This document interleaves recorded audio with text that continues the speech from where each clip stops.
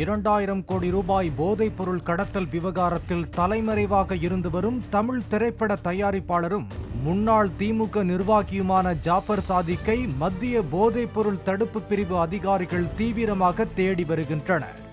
ஜாபர் சாதிக் வீட்டில் சோதனை மேற்கொண்டு சீல் வைத்த அதிகாரிகள் அவருக்கு எதிராக லுக்-அவுட் நோட்டீஸை வழங்கி வெளிநாடு தப்பிச் செல்லாமல் இருக்க தேவையான நடவடிக்கை மேற்கொண்டு வருகின்றனர். போதைப் பொருள் கடத்தல் மன்னன் ஜாபர் சாதிக்குடன் தொடர்பில் இருக்கும் நண்பர்கள் மற்றும் நெருக்கமானவர்களிடம் மத்திய போதைப் பொருள் தடுப்பு பிரிவு அதிகாரிகள் தீவிரமாக விசாரணை மேற்கொண்டு வரும் நிலையில் ஜாபர் சாதிக் அவரது நண்பர்களுடன் இணைந்து அடிக்கடி கென்யாவிற்கு சென்று வந்தது விசாரணையில் தெரிய வந்துள்ளது.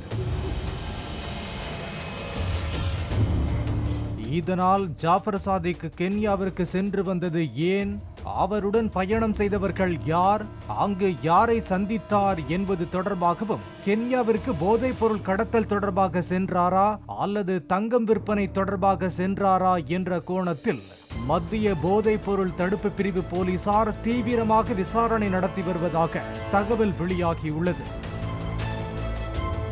ஜாபர் பல்வேறு அரசியல் பிரமுகர்களுடன் இருக்கும் புகைப்படங்கள் வெளியாகியுள்ள நிலையில் அவருடன் நெருக்கமாக இருந்ததாக கூறப்படும் காங்கிரஸ் எம்எல்ஏவின் சகோதரர் ஒருவரையும் திமுக பிரமுகர் ஒருவரையும் சம்மன் அனுப்பி விசாரணைக்கு அழைக்க மத்திய போதைப் பொருள் தடுப்பு போலீசார் திட்டமிட்டுள்ளனர். கடந்த 2013ஆம் ஆண்டே சென்னை போலீசாரால் போதைப் பொருள் கடத்தல் வழக்கில் ஜாபர் சாதிக் கைது செய்யப்பட்டதாக தகவல் வெளியாகியுள்ள நிலையில் 10 வருடத்தில் ஜாபர் சாதிக் அரசியல்வாதிகள் முதல் சினிமா பிரபலங்கள் வரை நெருங்கிய தொடர்பு ஏற்பட்டது எப்படி என்பது குறித்தும் விசாரிக்க இருப்பதாக கூறப்படுகிறது. பாலிமர் செய்திகளுக்காக செய்தியாளர் கதிரவன்.